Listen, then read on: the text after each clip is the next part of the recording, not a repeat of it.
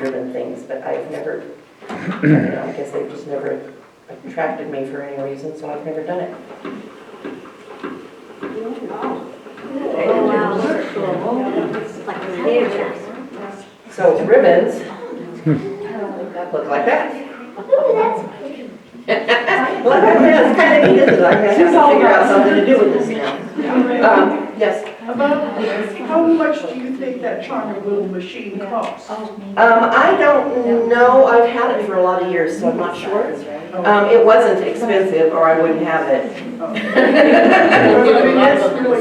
That's one reason I didn't buy a pasta thingy to roll out the pasta, because I looked at what the cost of even the little one was and went, nah, I'll try rolling. We found a spiralizer for $17 at Walmart. $17 at Walmart. Have you tried cheese on it? I have not done cheese. Like on the ribbon, like a party. Yeah, that was kind of cool. It looks so. Just 'cause I Well, just it's having to go to Walmart. So there's one for $30. Well, Yeah, little cheese spiralizer. on it, little hanging on the shelf. Well, 17 at Walmart's better. But it's pretty nifty. Is it pretty nifty? Okay, so she, Terrible. Terry, sorry, Terry. I am one of those people that the minute I go to say somebody's name, I know your name's Terry, but it just wouldn't come out. Terry has put cheese through them. No, I asked you Oh. if you had. No, I haven't, but it might work. I don't know why it wouldn't. I mean, you could do it with anything that'll put on your food? Parmesan, you know, is a thicker, denser cheese. And Well, you can even- purchase it in ribbons, but I'm curious if it would hold up in that. It would, but you'd end up with this funny little piece in the middle. So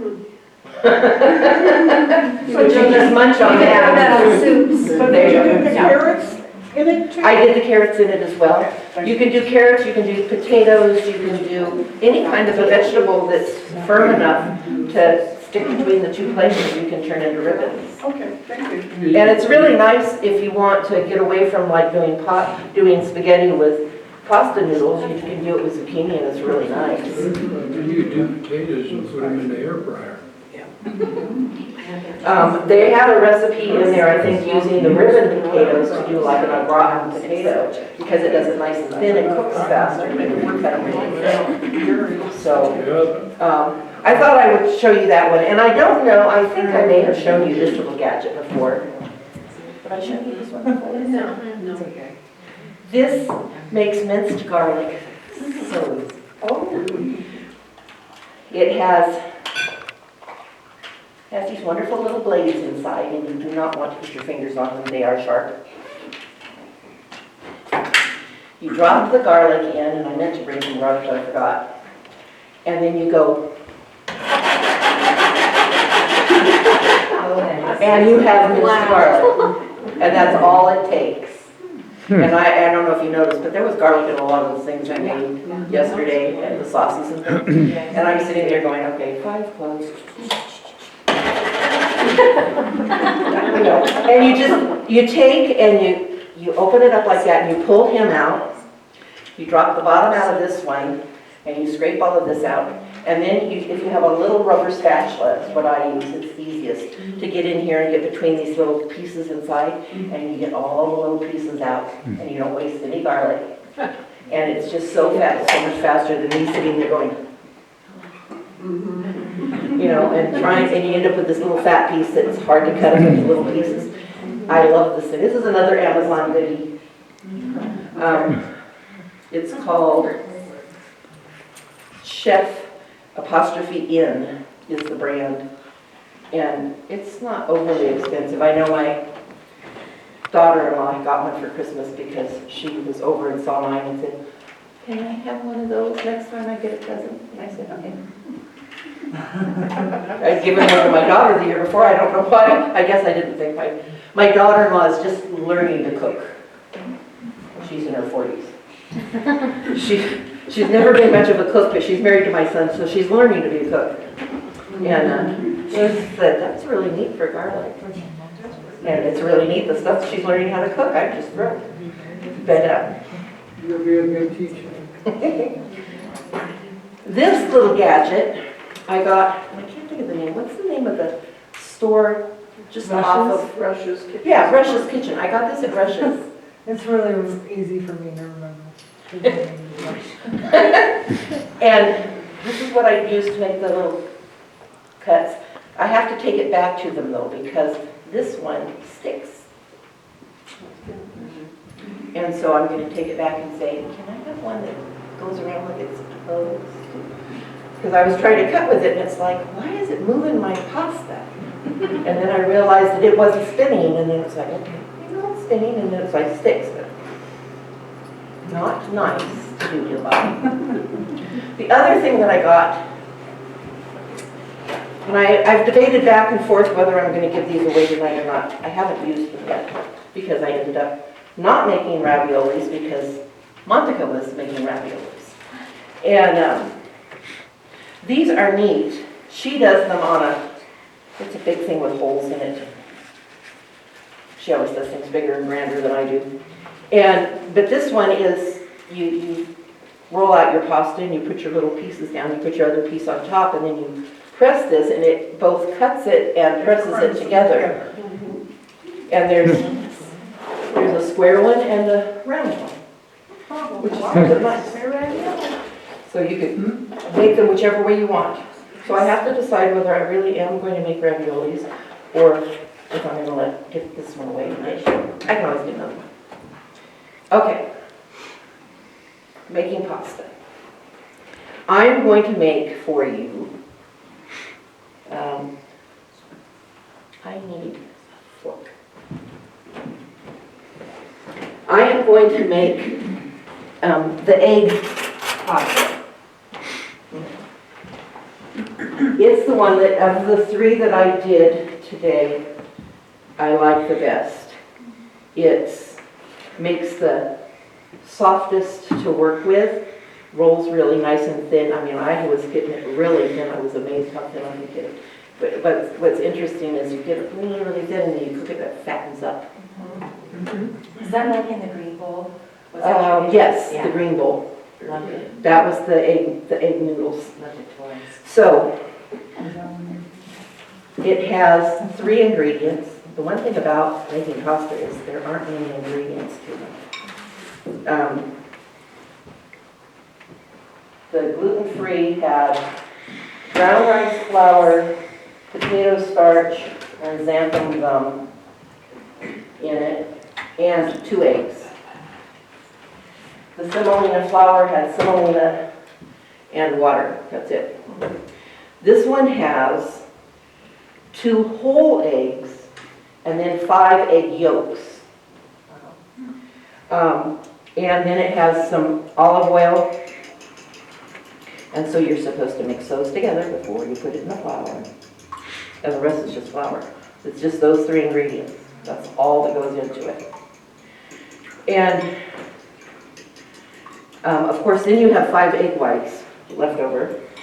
And they suggested that if you didn't have anything you needed to use them for right then, that you could always freeze them, which does work. My mom used to freeze eggs when I was a kid.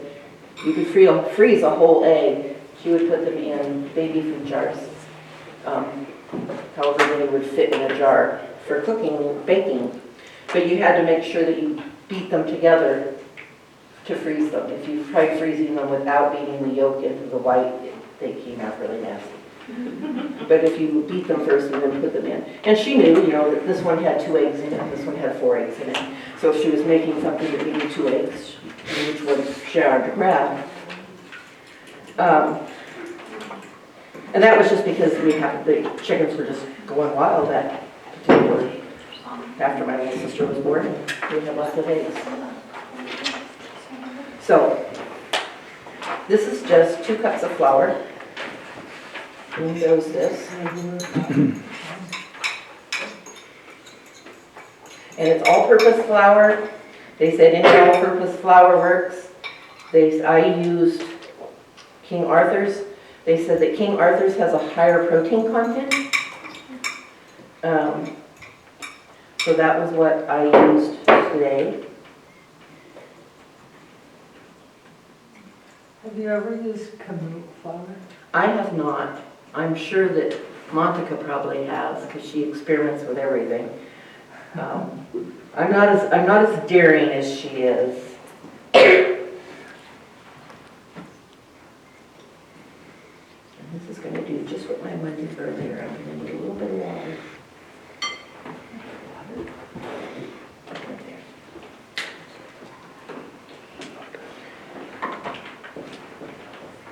So you start doing what I'm doing with the fork. And then you get to a certain point and you just have to say, okay, I'm done with this.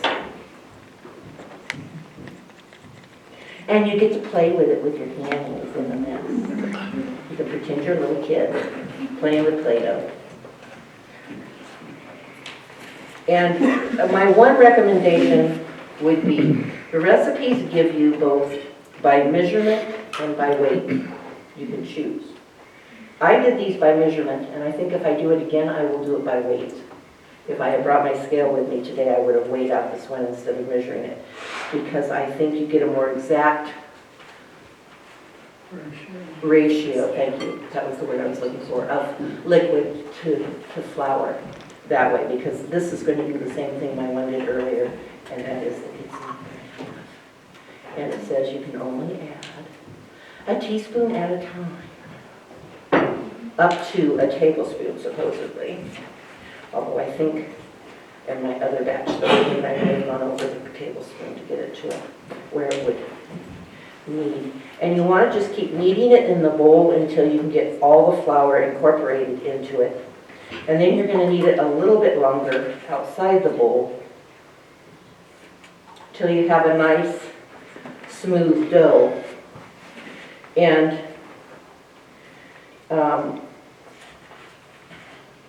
it doesn't take all that long. I'm trying to think which one took the longest.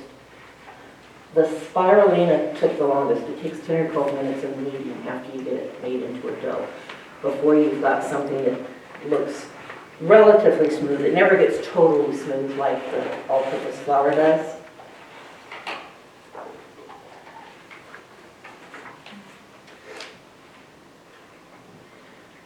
Yeah, we're going to have it all now. What kind of flour is it that you use? This is just King Arthur's all-purpose flour. You can add different herbs and stuff to this? You can add herbs, you can add flavorings. The book had a whole list of things. You can, if you want it to be black, you put something ink in it. It was like, yeah, squid ink. It's like, no, I don't think so. I don't know, but I don't want to use black spaghetti, I'm sorry. Now, Or black is noodles. this It doesn't the type sound that you happy. can run through your KitchenAid if you have the attachment?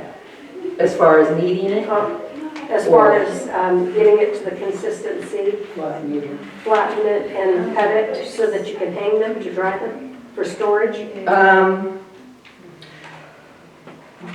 Yes and no, and the reason why is going to be because this has to rest for an hour to 2 hours after you've kneaded it and made it into like, oh, I know what I didn't bring. I'll use that. You're just going to knead it until it will make a relatively smooth, because you're just basically, just like when you make bread, hitting the gluten to do its little thing. And it's interesting that this one, because it's a coarser flour, even when you get the fine flour, it's not as fine as all-purpose flour. It takes a while to work it. The gluten-free, they were not, I did that one in the food processor to start, and then I worked it. I mean, it does not ever get, because you end up with approximately 6 inches. Can you overwork it? I don't think so. Because you know some breads and stuff. Yeah, I don't think so, because for one thing, you're going to get tired before you ever get it overworked. But once you've worked it and you have it, you make it into a cylinder. I'm going to steal it. and you wrap it up in saran wrap. And it has to rest a minimum of an hour, maximum 4, In the fridge or on the counter? on the counter, room temperature. And you just let it sit. The purpose of letting it sit is, you know how when you make bread and you decide you're going to roll it out and put something in it and roll it up and do all that, and you're rolling, it keeps going, and you roll. The reason you let this rest is because it's not going to do that if you left it rest. If I were to go and roll it out now, it would be fighting me. But if I let it rest, it's not going to fight me when I go to roll it. So I saved out one of the pieces. When you get done, you cut it into 6 pieces. And you roll them. You roll it 6 times because you have 6.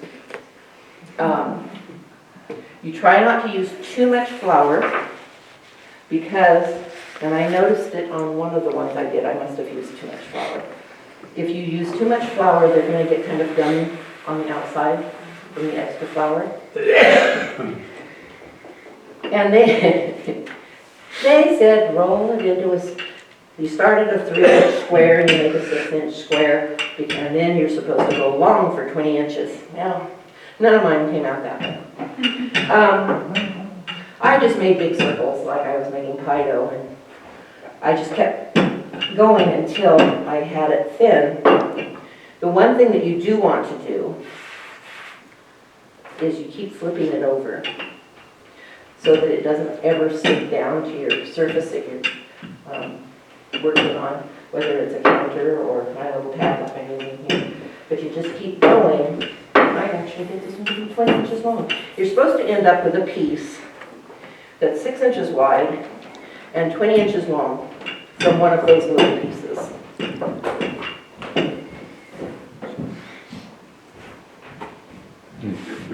And when I was doing this earlier, I got to where, I was watching the lines underneath, and I said, well, when I can see those lines really clear underneath, I must have this really thin, and I did.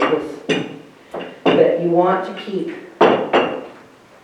flipping it every so often. And keep going.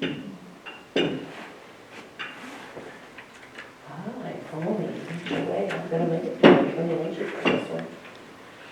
That's because this one got to rest longer than the other ones, I think. In other words, the better you rest it, the better it stays. Rest is good. Rest is always good. I will rest tomorrow. And Saturday. I will rest the day after. Yeah, well, I have some things I have to do tomorrow too, so it's not a total day of rest, but anyway. That's okay, I got one coming. So then after that, you just decide what you're going to do. Now, I was making, to make the little bows, which I think are cute, you make 1-inch strips, approximately 1 inch, I'm not good at measurements. And then you take your little funny one and at 1.5 inches, you make your little cross cuts for your outside of your bows. And you pick it up in 2 fingers and you go squish. And you got a bow. Then they have to rest again before you cook them. At least 15 minutes for most of the recipes that I was reading. To allow them to get a little bit air dried, but not totally air dried. So that when you drop them in the boiling water, because you use four quarts of boiling water and some salt, and drop them in and let them cook. Well, the longer you leave them, will they air dry totally so you can store them? They tell you when you're doing fresh pasta, you could, I would imagine, but what they tell you to do is to freeze them. Because if you let them air dry, they're no longer fresh pasta. But if you freeze them, they are. Go figure. But it's, at first I thought, I don't know that I would ever, how often I would do fresh pasta. But as we were talking and as we were cooking this afternoon, I was thinking, you know, I was cooking those noodles and thinking, oh, those would be really good in soup. Because they have such a light, nice texture versus the ones that you get from the grocery store. And so there may be times, especially in this particular recipe, because this one is easy. As far as the work of rolling it out and whatever. This one I can do without having to have any other major tools. And I could use this one even to make raviolis. It would still work. I probably would not go quite as thin as I just did if I was going to do raviolis. But I think it would hold up just fine. The recipes for the raviolis, you let them air dry a little bit longer so that when you drop them in, you don't lose your filling. They talk about, And then you put cheese or whatever. you can put whatever in it, that tofu ricotta would be fantastic in. So yummy. And that recipe actually had, you could do that recipe and put spinach in it. You take frozen spinach, thaw it, wring all the water out that you can get out, and you can put that in that ricotta to make a filling, which could go in a manicotti, or you could use it in lots of ways. I was really thrilled with that. That was delicious. The ricotta was really tasty. Or at least I thought it was really tasty. So that's making pasta. And like I said, when I do these, sometimes like today, it's something that I've not done before. So you're learning along with me. And I would try, if I were you, I would try the egg one at least once in your life, just for the experience of doing it and seeing what you can do with it when you're done, because it would be good with nothing more than garlic and herbs and butter on it as a side to whatever else you're fixing. It's just something that's Yeah, it could be super yummy. yeah, this is the simplest one I thought of the ones that I did. It was the easiest to work with, and as long as you aren't adverse to eggs, it's great. The second would have been the semolina one, but that one, you're going to need it for a good 10, 12 minutes. I was sitting there, I put the timer on, and I'm like, we have like 10 minutes yet. You could, the semolina you can do in a standing mixer with a dough hook, other than by hand. But I was doing everything by hand this time around. The gluten-free, they recommended the food processor rather than the mixer. I'm not quite sure why. I wasn't overly thrilled. Maybe it was my brand of food processor versus whatever they were recommending you use. But it was an interesting process. If anybody wants a thing of dough, there it is. I have a little question, Marie. Yes. What about making like raviolis with the ricotta, but also like some of the meat sauce, only a thicker version of it, a little bit of that in there? Oh yeah, there's lots of That things would you can do. probably, You could fill it with anything. Grind up some nuts and some tomato and mushrooms, and you could make a filling really nice that would seem like it was meat but not meat. yeah, And mushrooms, definitely the mushroom, portobello mushrooms. The thing with that particular recipe that I liked about it was, as you're doing it, you're adding things to your pot as you're browning things. And the mushrooms are the first one that goes in because, of course, you have to cook the water out of mushrooms. But you're doing it in the food processor first, and it says take it down to a 1/4 inch. Pieces, well, my pieces ended up, some of them were a little smaller than 1/4 inch. But you got that cooking, and then you put the garbanzos next. Oh, put the onions in next. You put those through the food processor, toss those in, saute a little bit longer. You drop the next ingredient in. When you got to the garbanzo beans, which garbanzo beans, in some recipes I really like them, and in other recipes I really hate them. And I was like, garbanzo beans, okay, we'll see how this is going to work. Well, you did the same thing you did with the mushrooms. You took it down to smaller pieces, and then you ran it, you put it in a sieve, and you rinsed it until it was clear, which the flavor of the garbanzo changes through all that process. And it's a little bit milder, and you don't get the grainy texture that you sometimes get from garbanzo, which is one of the things why my husband doesn't like garbanzo. But when I got all done, it was like, this is nice. You would almost think that there was meat in this sauce, but there is no meat in the sauce, which is why it has the name it has.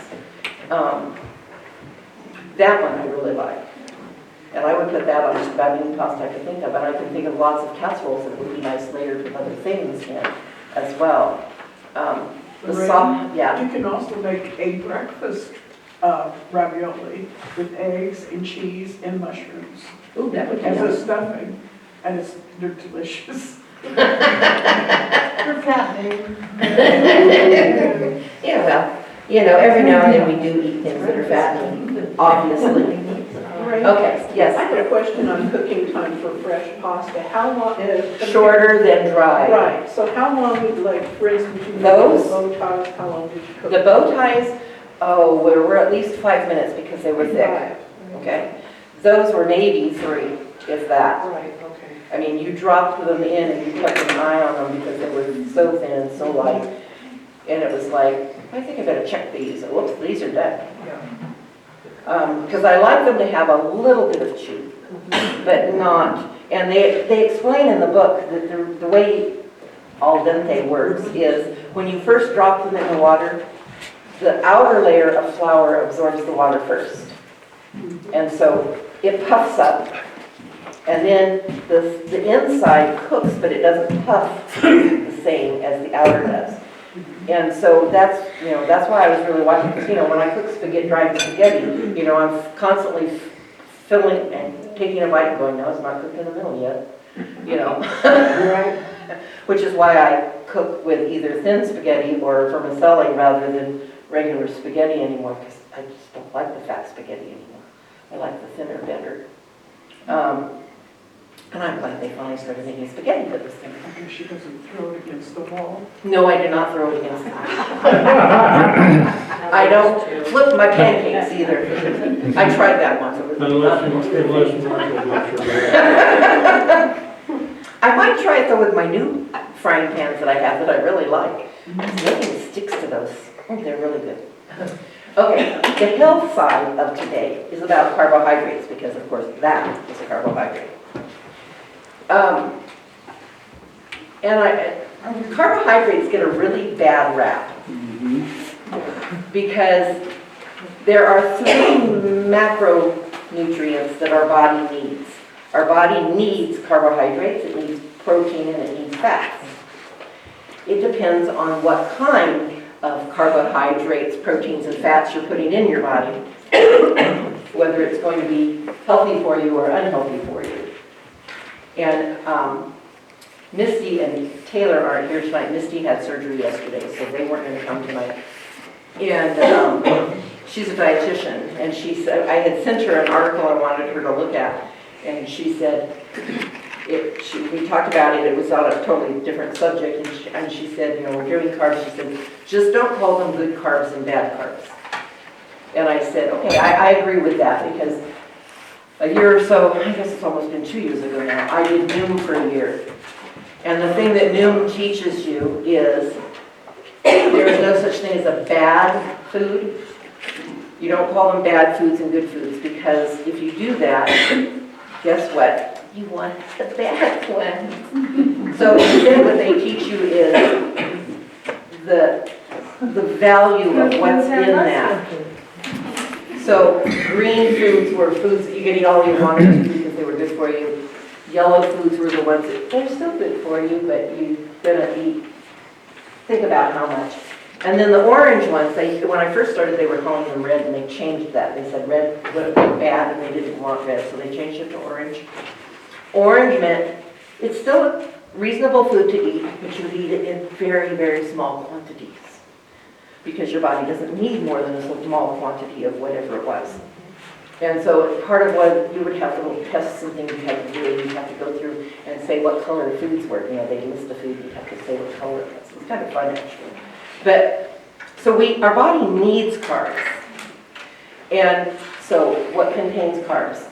Grains and grain products, fruits, vegetables, beans, legumes, dairy products, and sugars. Those are carbs.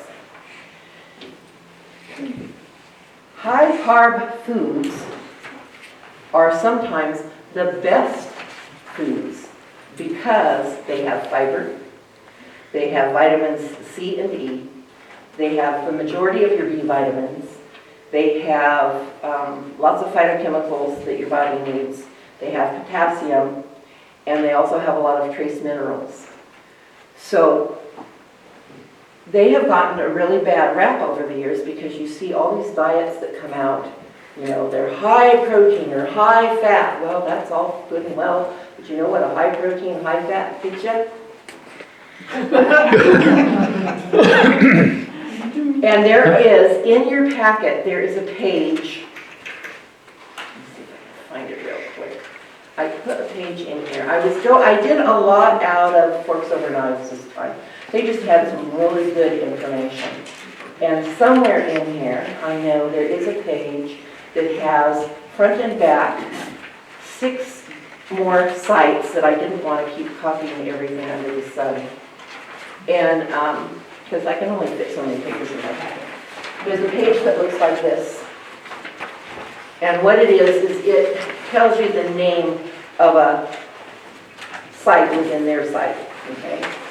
And there is one, and it was the first one I put in here. It says 26 nutrient-dense, high-carb recipes for healthy weight loss. And so rather than go through and just pick out a few of the recipes for you, I decided to give you the link so you can see them all. So if you go into Forks Over Knives, which is forksoverknives.com, and you put in any of the titles of these articles that I put in here, they will give you a whole bunch of recipes. That one of these is vegan sauces, how to make your own sauces. Because to be honest, if you've ever read a label, my husband, for some reason, decided he was tired of eating sandwiches for lunch. And his lunch, what he eats for lunch is his thing. And he went and bought pizza pockets and toasters for them. Yeah. So as he was warming one of those up the other day, I looked at the back of the package and I said, you realize what you're eating? And I read him the ingredients, which were mostly chemicals. Yeah, nasty stuff. And I said, I will make you crazy cake, I will make you chocolate chip cookies, I will make you whatever, as long as you will stop eating these.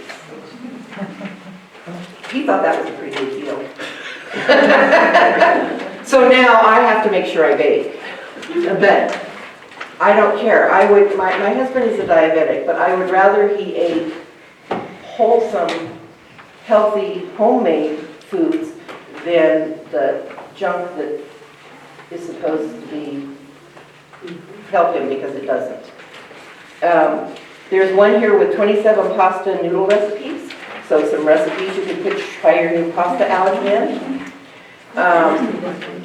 There is a vegan mac and cheese recipes one in here. It has a whole bunch of different kinds of vegan mac and cheese.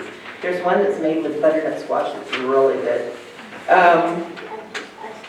And there's an article in here on how to make any recipe you want vegan, if you happen to want to make it vegan, if you're trying to cut out those dairy calories or whatever you're trying to cut out. And then the last one on here on this little yellow box, I really wanted to print a bunch of those for you because it's health topics, and they had a whole listing of different diseases, diabetes, heart disease, kidney disease, whatever. And they had a whole section on each one of those disease processes and what a plant-based diet can do to help that.